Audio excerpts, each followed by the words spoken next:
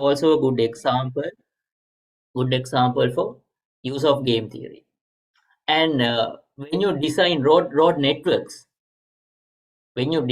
networks, also you consider game theory, because ev- so when everyone thinks like that, uh, when you design the road networks, you can try different options. You can make one road one way, or you can add a different road. So you can analyze these different alternatives with respect to what happens when everyone is thinking in a like self-interested manner. So that's all about industrial applications in game theory. And then in terms of general decision making also, we use game theory. Like for example, uh, if you are deciding on which bus to take to the school. So let's say in Singapore, like if you have three options. So this is my story. So I have three options. So I have 176, I have 970, and I have 963. So you can model, like if you go by 176, what is the worst case? What is the worst case time that it would take? And what is the best case time that it would take? And you can model other things as well. Not It's not just time. Convenience, the crowd in the bus, everything you can model. So by considering all these options, you can evaluate for each option what is the best case that you can achieve in terms of crowd, in terms of time, in terms of maybe distance, in terms of other comforts. So then by considering all these aspects, all these objectives, you can decide what you are going to take, what bus you are going to take. So this is a very general decision where you use game theory. And later, like after you finish your high school exams, you will have to choose a degree program. So for that also you can use game theory, like by using one degree program, what objectives in different goals, in different KPIs. KP. Sorry. Uh, in different KPIs, how do you perform? So let's say like you are going to do a computer science degree, or you are going to do an engineering degree, whether like you are going to do a math degree. So you can evaluate different responses.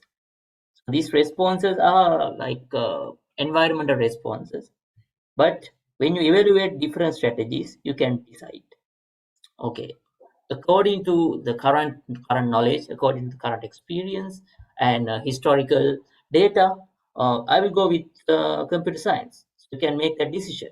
So you can see in different levels, in very uh, frequent gameplay or corporate applications, or in your life decisions, you use game theory.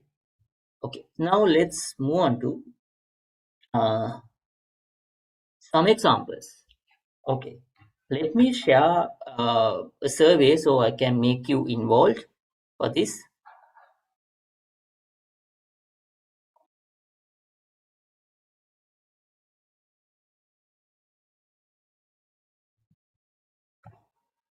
Give me a minute.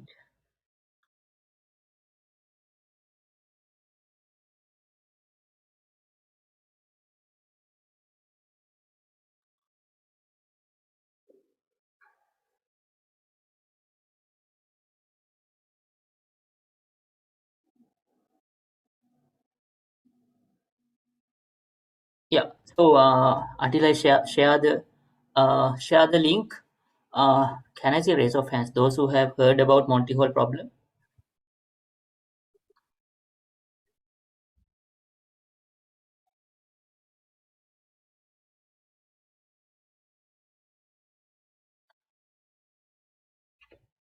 And let me share this now.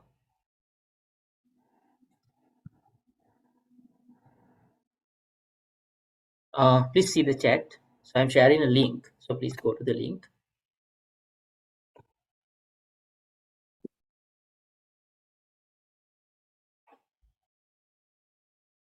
Okay. So okay. So there's one queries there. Okay. That means there is something new for us to consider. And I'll explain this problem. So this was discussed in a TV show. So the problem is like this. So there are 3 rooms, and one room has a car, and other rooms. So 2 other rooms has goats. So goal is to guess the room with the car. So assume that you are playing this game, and you choose one room. So let's say you choose this one, room number 1. Let's assume. And now let's say this is you. This is you. Let's say now there's a TV host. TV host. So TV host opens another room where there's a goat. Now you have an option to switch the choice. Are you staying with the chosen door, or are you switching to a new door? So this is the problem. So you may wonder why I ask this problem. Like, so the talk is about game theory. So why? So game theory is all about strategies. So strategy is all about identifying different moves and evaluating them. So in this case, you have to evaluate the probability of having the car. Probability of having the car.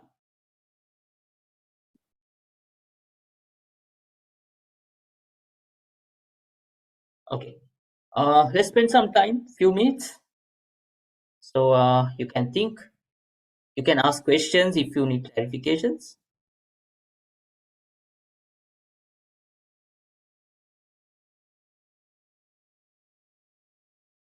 And after a few minutes, let's see your distribution, like how you answered.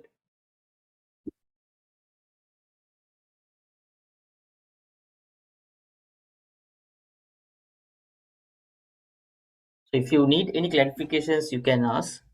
Can make this very interactive. So this all these examples I'm taking fun games as examples, even though game theory is used in very complex settings.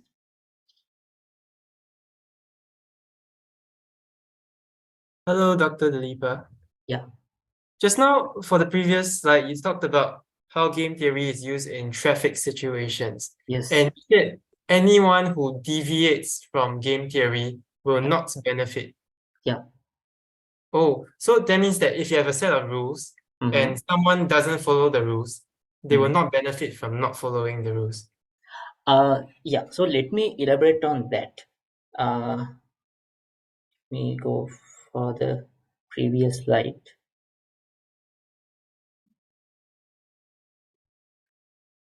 The design is something like this. The case is if everyone is following the rules. So this is the main thing. If everyone is following the rules. So this is the assumption. If everyone is following the rules, deviation is a bad choice. Bad choice for the individual? Yes. Oh. So this is, yeah. But the problem is that this main assumption is not correct always, because there is more than one people who are deviating. Oh, okay. So this is the issue.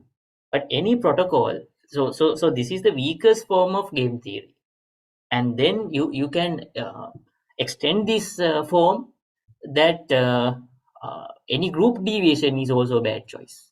So that is the next extension. So if we prove that like any group deviation is also a bad choice, then people do not deviate, people do not violate the protocols even in groups, not just as individuals. Oh, I see. Yeah. Okay, thank you. So are we ready to see the answers?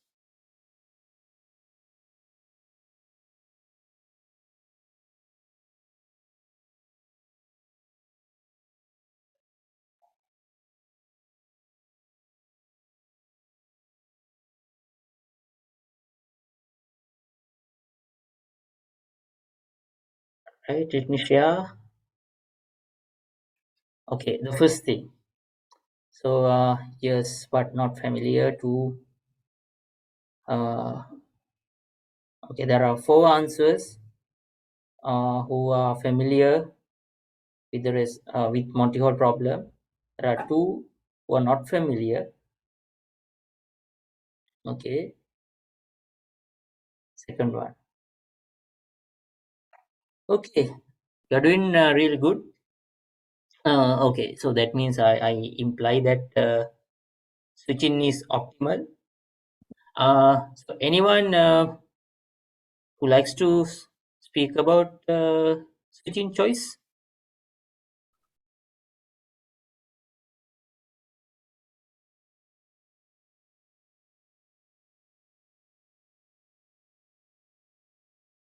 Pierre?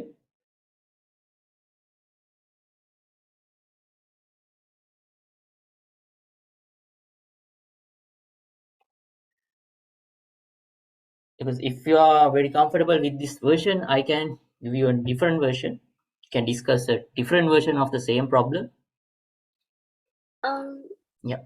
Basically, like if we switch choices, it would be better because technically there's like a third chance that if the door that you choose, there's a third chance that it contains the car, and then but then let's say it doesn't contain the car, then there's like 2/3 of the chance that it doesn't contain the car, and the other 2 doors, like one of the other 2 doors contains the car. So afterwards, once the like host opens the other door that doesn't have a car, because the host knows which door has a car and which doesn't. So if he opens the door that doesn't have a car, then there's actually like double the chance that you will get the correct door if you switch.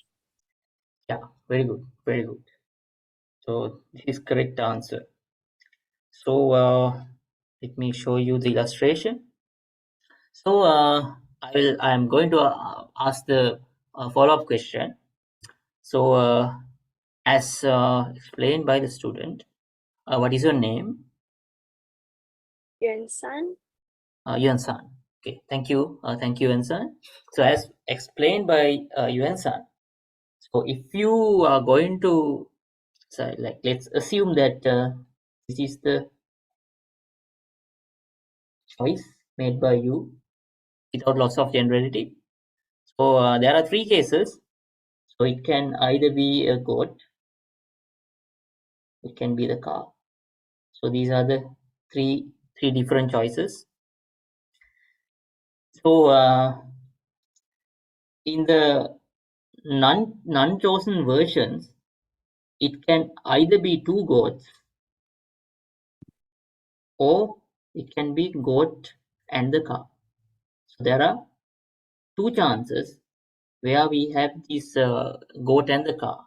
So only when we have 2 goats in the non-chosen versions, the player is failing. In both of the other cases, player will definitely go for the car when he chooses to switch. Okay, so since you are a bit familiar with this setting, let me ask a follow-up question. What happens if the player tries to choose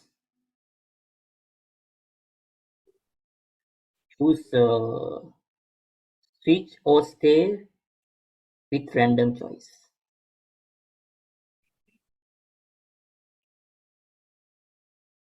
So that means with 50% probability you switch, 50% probability you stay.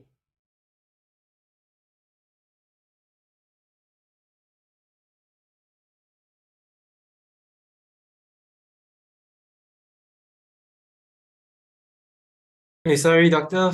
Yeah. I don't get the question. All right. So let me clarify. So in the previous version, it was either switching or staying. Yes. Right? It's either switching or staying. So that was a non-deterministic choice. So you either, let's say, scenario one, you either switch or stay. Then we calculated that by switching, you get the probability, the car with the probability 2/3, and by staying you get it with 1/3. So this is scenario one. So now I am introducing the scenario two, where you do a probabilistic, like let's say you toss a coin, and if you get heads, you do switch, and if you get tails, you do stay. Now, what is the probability of you having the car, and what is the probability of you not having the car? Now what happens?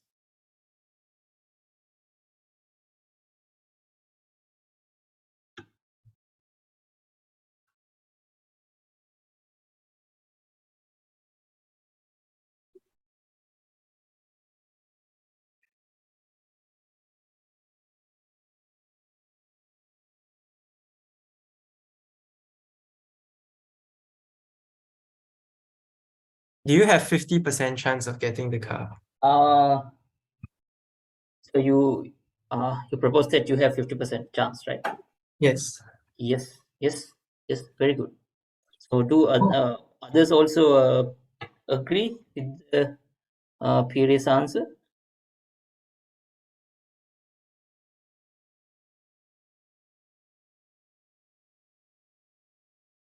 Could you explain how to get there? Oh, yes, sure, will do. So this is like, it follows like this. So let's say you have half goes to switching, half goes to stay. So now you know if you switch, so this is a simple tree diagram. If you switch, you get the car with 2/3. You don't get the car with 1/3. So you win, you lose. By staying, you get the car with 1/3. You don't get the car with 2/3. Now you only have to consider the two winning choices. For the first winning choice, you get half into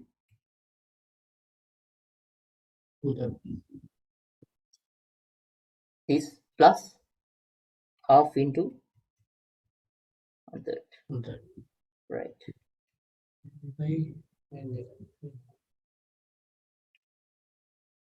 Right. Is this clear? So can you see, like, by making it a probabilistic choice, it became that the probability, like this thing became totally it's a luck by chance. It just turned into a 50-50 scenario.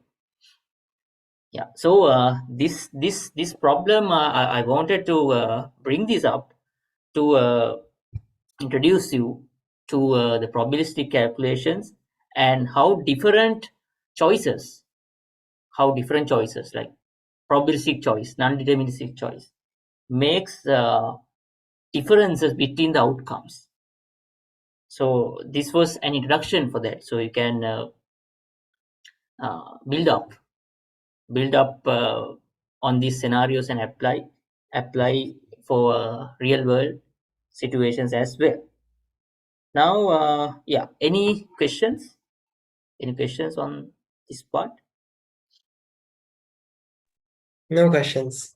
Okay. So I'll take you to a very short, but here also we can.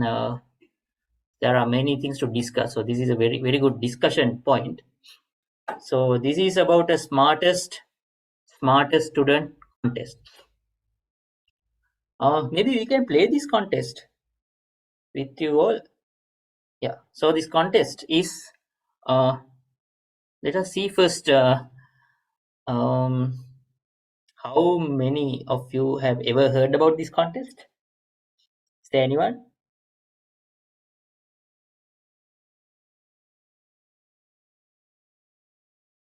Is there anyone who I've heard about it, but You- I don't know the answer to it. all right, but you have heard, right? Yes, I've heard about it. Right. So here, each student proposes a number, a non-negative integer between 0 to 100 and inclusive. So 0 and 100 can also be added. So student to become closest to the half of the average. So this is very important. So this is half of the average. So that means everyone proposes a number secretly, right? Secretly. And we calculate. So you propose the number to me and I calculate the average. I calculate the average.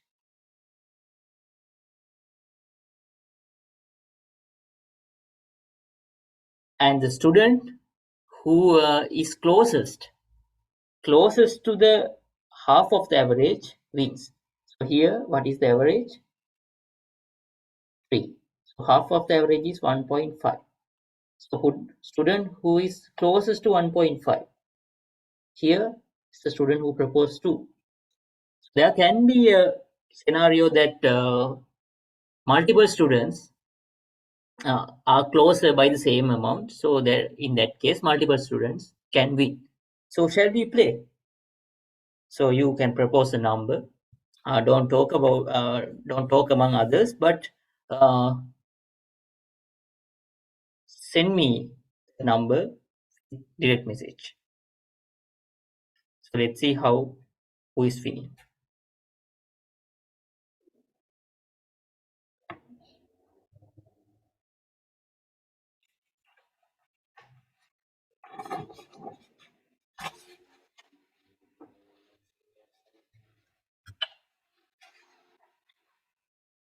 Okay, I got two numbers.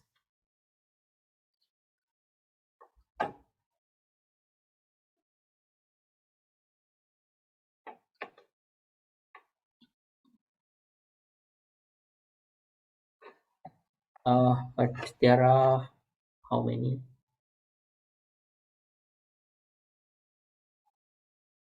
There are 6 participants.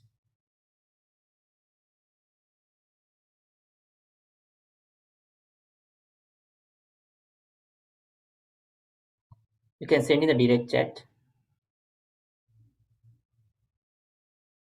Okay, I can ask a follow-up question now. There are only two students who sent me the numbers. Now, can you say who wins?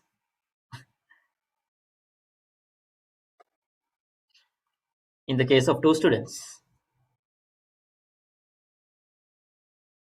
Both of them win. of course. Yeah. Now, currently, all the students who sent me the numbers are currently winners. But let's wait. So there are other students who can send numbers.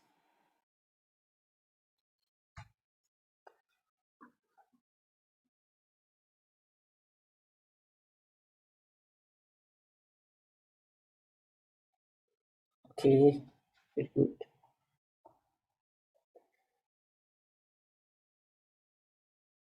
I got 3 numbers.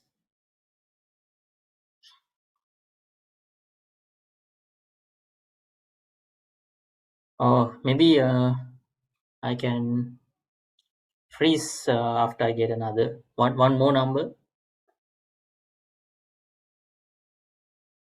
Okay. Interesting.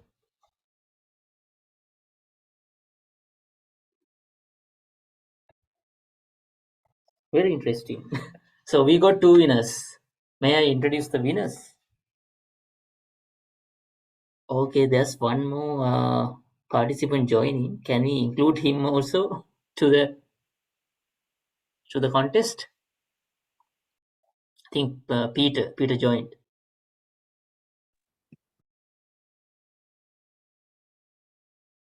Hi, Peter. I don't think he knows the question. Okay. Hi, Peter. So we are doing a game. So you had to propose a number between 0 and 100. So the student who gets closest to the half of the average wins. So you can just send us a number 0 to 100 inclusive, integer number.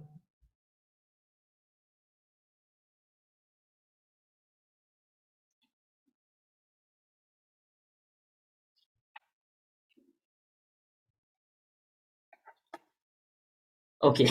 The winning condition is I calculate the average of your numbers, and then the participant who sends the closest number to the half of the average wins.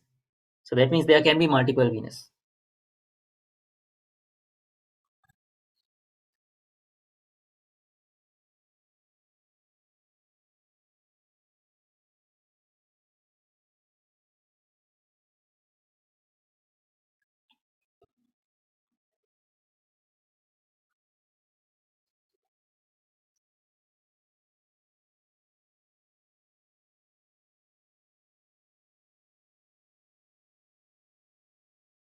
Oh, very good.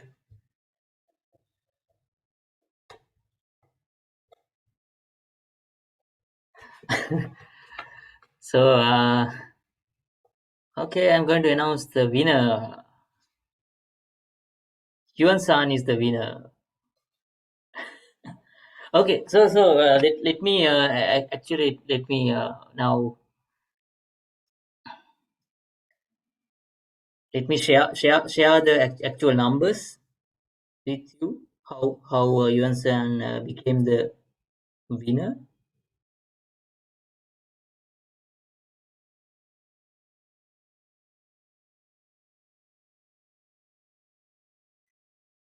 So let me show the chat. Okay, so I got 1, 13, 25, 13, 40.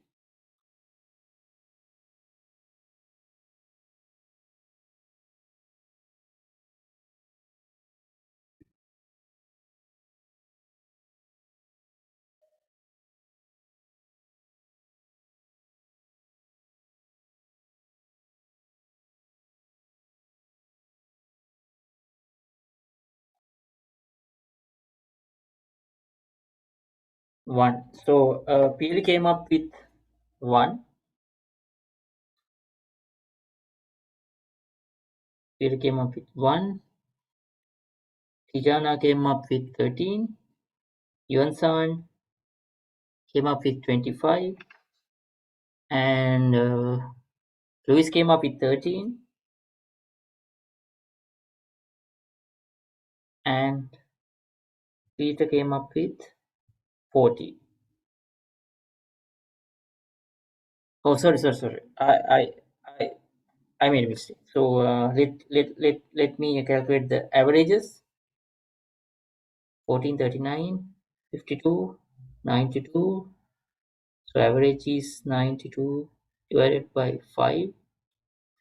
So it should be 18.4, and 18.4 divided by 2 should be 9.2. So closest to 9.2 should be Tijana and Luis. Sorry. There was some mistake in my previous calculation. So do you agree with the calculation? Right. Okay, so let's discuss this game, because we did not have a strategy. So let's discuss some strategies, and some strategies that you are not going to try. So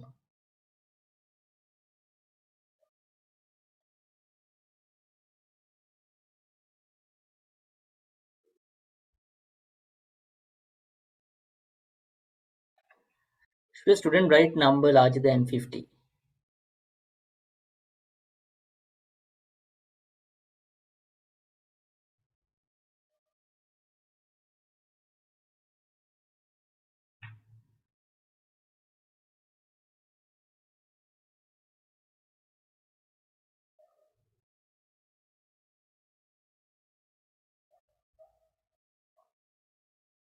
So this is a general question, so anyone can answer. Should a student write a number larger than 50? No, No. Why? then he'll never win. Yeah, then he never wins. Very good. So these are others agree on this, because this is the largest. This is the largest number. Because the largest average is largest average is 100, and largest half of the average is 50. And if someone is writing something greater than 50, so definitely he is getting away from the actual average. So actual average is somewhere here. And if someone is writing something like this, he's getting away from the actual average. So he's never going to win. Okay, so that is one result. So that means writing a number larger than 50. So if we name it as a strategy, the strategy of writing something larger than 50 is a dominated strategy. So this is jargon. These are some common words. Dominated strategy. That means for any other strategy, this strategy is not optimal. This strategy is going to lose irrespective of what others choose.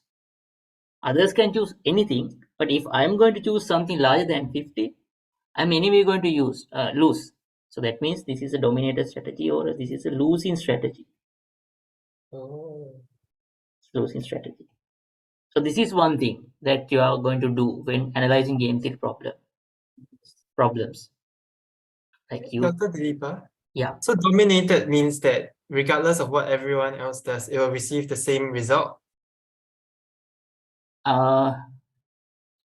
Yeah, so those strategies are called dominated strategy, but we cannot guarantee that there are dominated strategies in every game.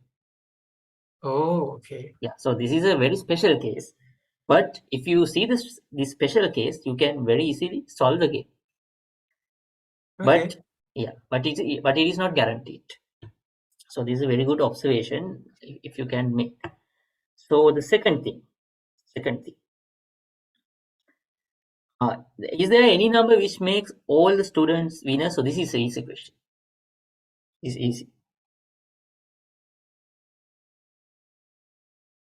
This is an easy question. 0. Okay, very good. So 0. So if everyone chooses 0,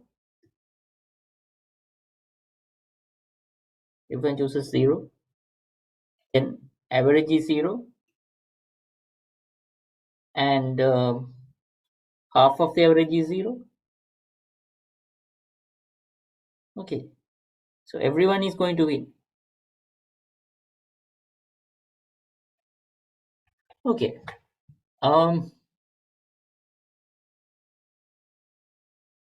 What happens when everyone is going to choose 1?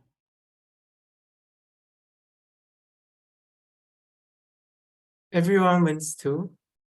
Yes. Everyone loses. Oh, no, yeah.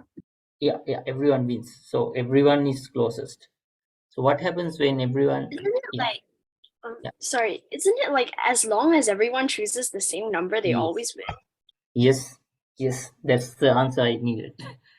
So if everyone, that's why I mean, this is the easy one, because if everyone chooses the same number, that means everyone has the same distance to the average.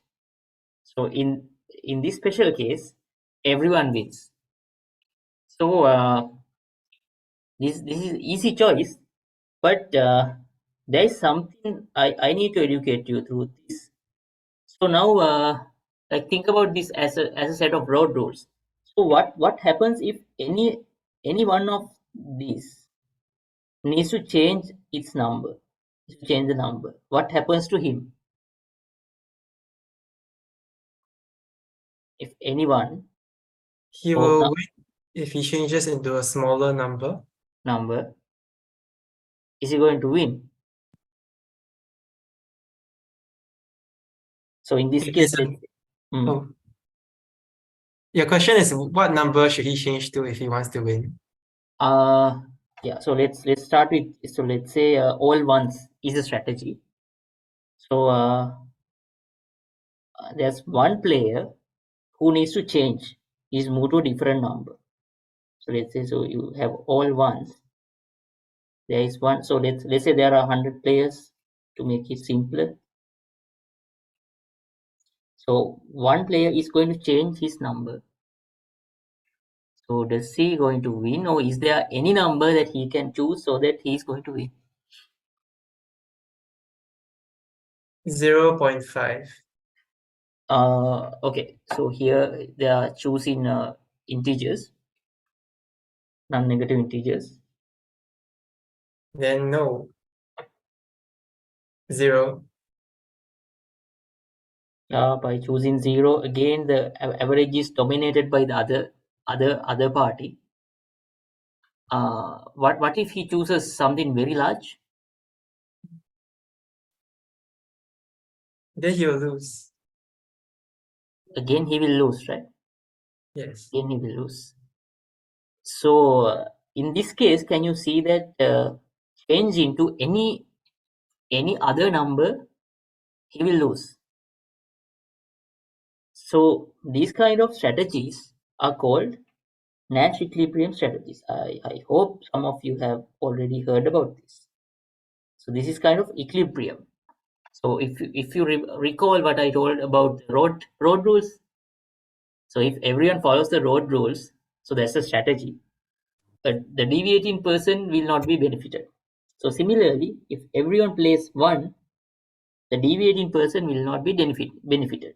So if there is a strategy which everyone follows and the deviating person will not get benefited, those kind of strategies are called a Nash equilibrium. Is this clear? So Nash equilibriums are very, very important in the sense that they are like societal norms, so protocols. So if following the protocol is beneficial for all, so it's like highly unlikely that people deviate from those protocols. So that's how the protocols are developed. So that's how can see, for example, self-driving cars.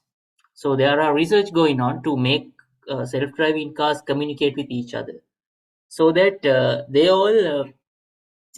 are based on self-interest, they are based on individual reward optimization.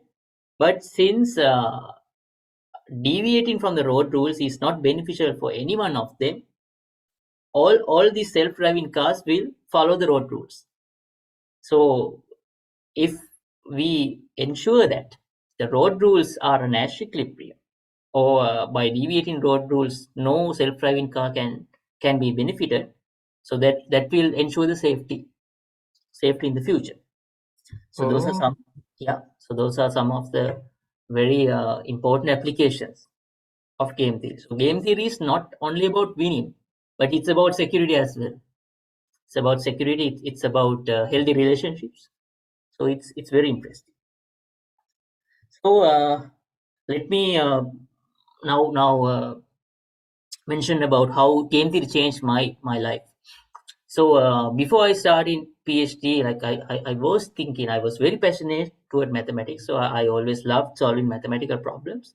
But when I started learning game theory, I was always trying to understand other people, environment, and understand the goals of each and everyone, and understand the outcomes of different actions based on different views.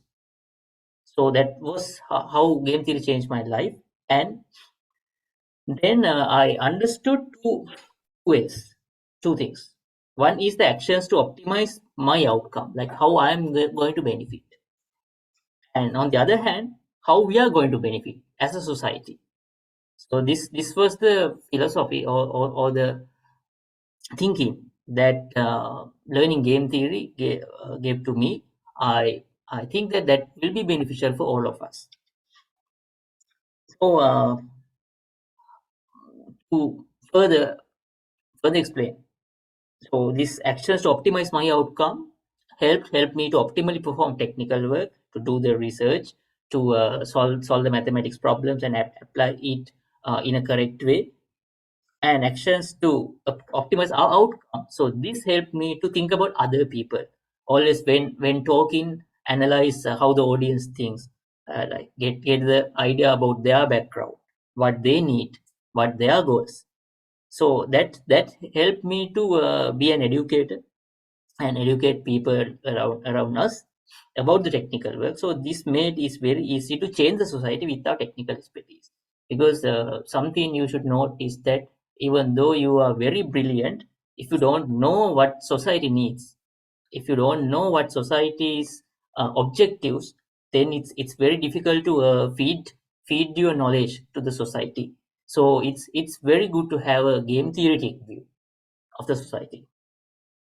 So let me finish with what I do now. So I'm researcher on secure AI at NTU. So in secure AI also we consider, because there are many stakeholders for AI. There are medical professionals, there are the self-driving cars, there are developers, there are data scientists. So there are many stakeholders. So they have different outcomes, different needs. So with these different actions, there can be different outcomes. So some outcomes can be adverse to society, to people, to companies. So my research at NTU is to refine these actions and propose policies to make these stakeholder outcomes favorable. So on the other hand, as a researcher who is educating the students, or as a researcher who is thinking about the society's outcome. So I supervise student research on AI, cybersecurity, and software engineering. So if I elaborate, all three of these branches have game theory applications, because AI is all about achieving goals. The intelligence to achieve some goals, optimize a function. So that function may be related to different stakeholders, different objective functions, like different KPIs. So we should use game theory when we build the AI. And in cybersecurity, there's also a game. It's a game between the attacker and the defender. So you should know what is the attacker's response, and in order to do damage control, you should know what is attacker's response, and attackers like probability distribution, in which probability attacker is responding. So you should analyze this in a game theory perspective. So finally, in software engineering also, like there are many stakeholders, there are users, there are developers. So you should know the different goals, because the user has a very different viewpoint. User has a very different knowledge level. So you should think about this in a very humanitarian aspect. So how you can reach me? So I can supervise technical projects on these domains, and I will share something as a final point. You will like this. I think some of you already may have played with this. Let me share a link.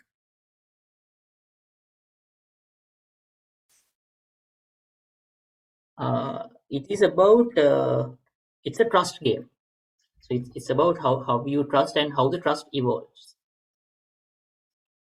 Let me see. Okay.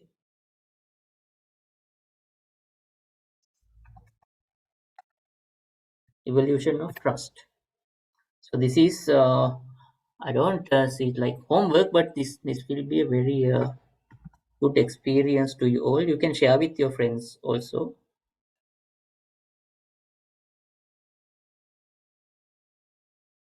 Okay. Yeah. Hope you all received this. So Pierre, did you go through this before? No, I've never seen it before. Yeah. So this will be very interesting for you. You will understand like how to trust people, to understand different profiles of people, and based on different profiles of people, how you can like uh, optimize your reward. So whether you need to be kind, whether you need to be selfish. So these things, so this is an experimental tool. So this will it will be fun to use this. So let me share. Okay. Oh yeah, Dr. Dileepa, so what's the answer to the smartest student problem? Is it one? Smartest students. So there's no one particular answer actually, because it all depends on how people play. But when because depending, like if everyone is playing the Nash equilibrium, then everyone can win. But we cannot assume that others are always playing the Nash equilibrium. Ah. Yeah. So this is the gap between the game theory and the game theory models and the real life. Because sometimes people only think about themselves, so they try to uh, like they think that they think that without going into Nash equilibrium they can uh, achieve as individuals. It's like people who are violating road rules. It's similar. People who are like as a society, if everyone follows the Nash equilibrium, or if everyone follows the road rules, that is beneficial for everyone. But when several people try to deviate, then definitely it will be beneficial for them, because there are several who are deviating. So in a similar way, this smarter student game also, uh, if many students will not play according to a Nash equilibrium strategy, uh, the final solution cannot be evaluated or analyzed uh, according to Nash equilibrium. So in all these cases in game theory, identifying the your opponent, identifying the stakeholder, identifying his profile will be very important.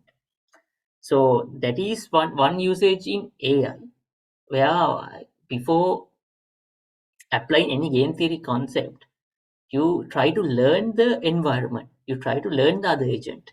So what is his behavior, what is his response, whether he is attacking, whether he is defending, whether he is retaliating. So maybe if you have some time, I will play this for a while. So this game you have is nothing but you have two options: either you cheat, you cooperate. So this is about putting a coin. So if both of you put a coin uh, to this machine, uh, let's say let's say like this, cooperate.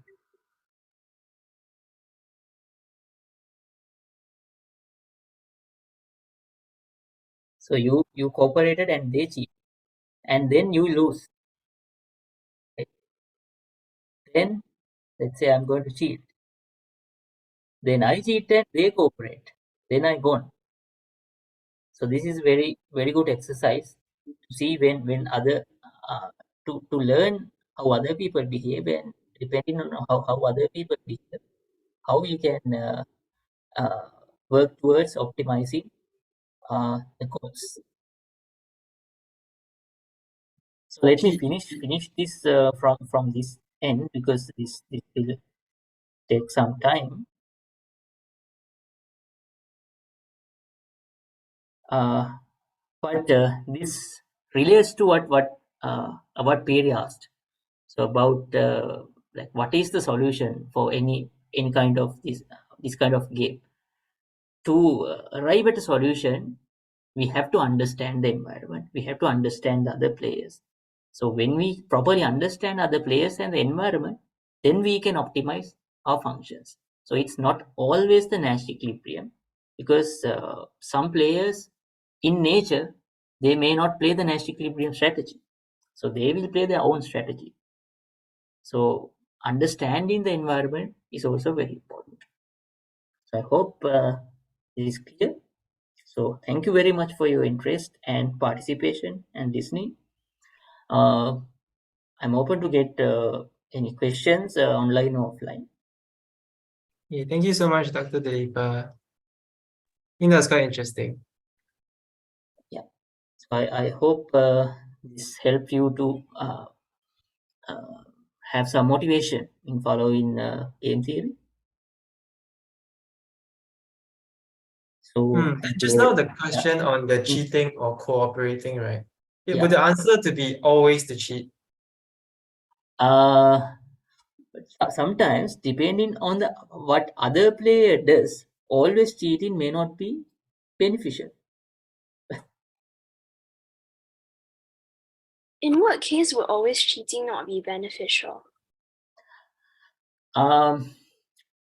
So like depending on what other person does, because if the other person also cheats, no, it's not beneficial in the sense that let's say if you both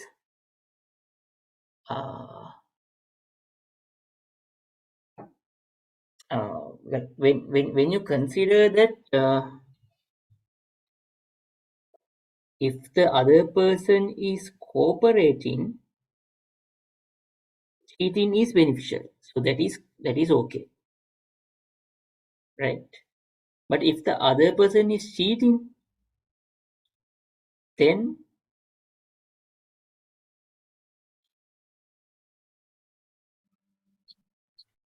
but what about let me go let me share this again so we can talk with the numbers.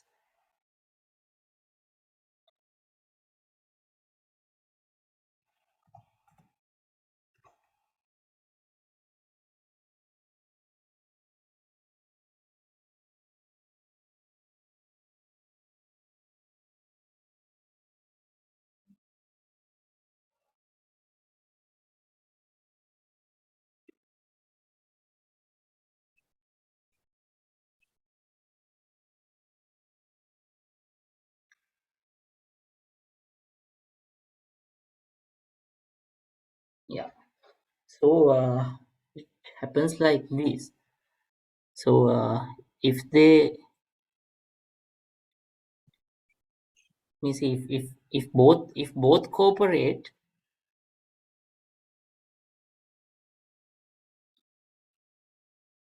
okay,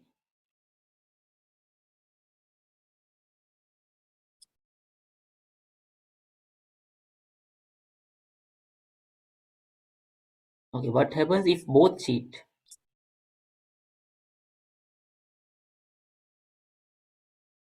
Okay, so let's say if you cheat, irrespective of what other person does,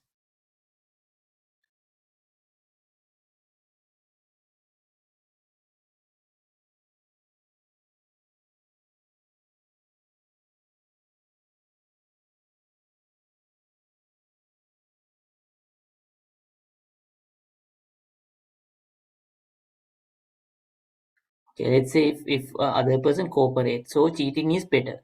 That is correct. And if they cheat, okay, again cheating. Yeah, so you are correct in this case. In this case, cheating is the uh, best strategy. So you are correct about that. But later in this game evolves. So these numbers will change. These numbers will change, and then there will. So in other words, so if you can remember here, cheating is a dominating strategy. So you Oh, cheating dominates the cooperating. But when you change the numbers, then this becomes a different story. do you So have when an you example? yeah. So let me see. Uh, they will show that.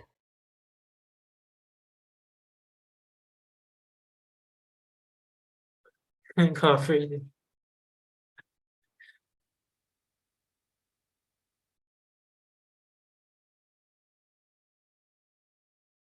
Oh no.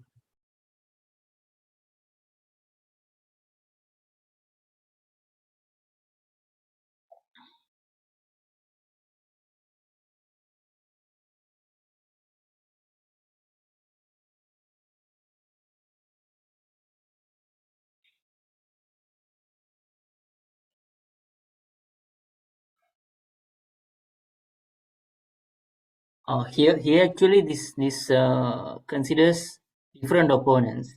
So this is the interesting part because these 5 opponents have different strategies.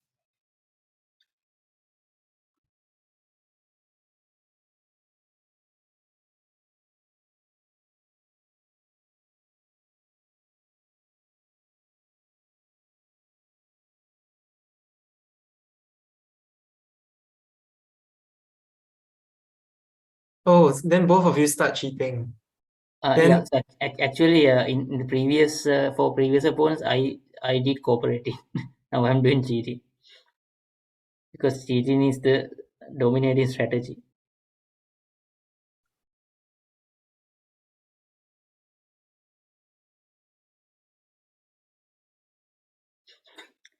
Okay, always cooperates. yeah. So there Oh, are 5 different players. So this is the interesting part because game theory is not always about the Nash equilibrium because there are different people. So they are not always playing the Nash equilibrium. So they are playing their own strategies. so it depends on who you're playing against, then you choose whether you cheat. Yes, yes. This Play will against be each very other. yeah. This will be very interesting. So they will play against each other, and you will be given the chance to change the numbers, like change the payoff values. So here until here, cheating is a good strategy. But when you change the numbers, then it becomes different. So this will take around 30 minutes. So Oh, I really think if I use this for the like for half of the talk would have been very interesting. But yeah, now you have some follow-up work to do. So I hmm. hope So you will try this. when applying this to like a real life situation, for example, with AI, because it learns from its previous doings, right? So if, for example, the cheating strategy worked in some of these cases, would it recognize that as beneficial, just like based on, for example, coming to the certain point faster or something like that, even though like it's not actually beneficial for us in that way? Yeah, it's always about, so there's this concept called exploration and exploitation trade-off. So exploitation is about you're going for a decision based on your previous knowledge, and exploration is about you are going to explore more. So let's say you you have some experience that by cheating you can win. So if you cheat in the next action also, so that is called exploitation. So you exploited your knowledge. But given that like this new player, this new opponent is a different profile, is from a different profile, then you need to explore more.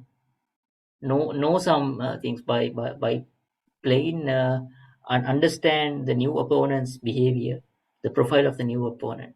So that's specifically how AI behaves. So AI has this trade-off. AI uses previous knowledge, and also AI learns new knowledge. So AI uses previous knowledge about his previous opponents, and also with the current opponents, he learns new things. So there's a trade-off, because like how far you are going to learn, because AI will not be useful if AI is only doing what AI is only doing is learning. So AI has to act as well. So there's a trade-off. So identifying this trade-off is one of the most important research problems. So these trade-offs are different in different domains, in different applications. So if you're going into this research, so those will be the things you'll be working on. Tuning these trade exploration and exploitation trade-offs, and finding like different mathematical functions which map these actions to the rewards. So those things will be involved in. So if you really like to have more ideas, so you can contact me offline, so I can share resources. So yeah, I'm happy to share any resources.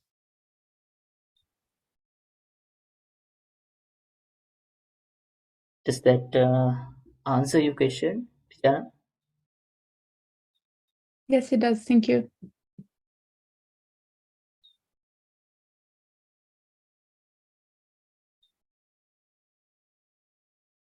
Okay, so Thank you so much, Dr. Dileepa. okay, so I hope you enjoyed the session. Yeah, Yeah, I enjoyed thank you it. so much for your time. Okay, see you again. Bye. Bye. Have a good day. Have a good day. You too.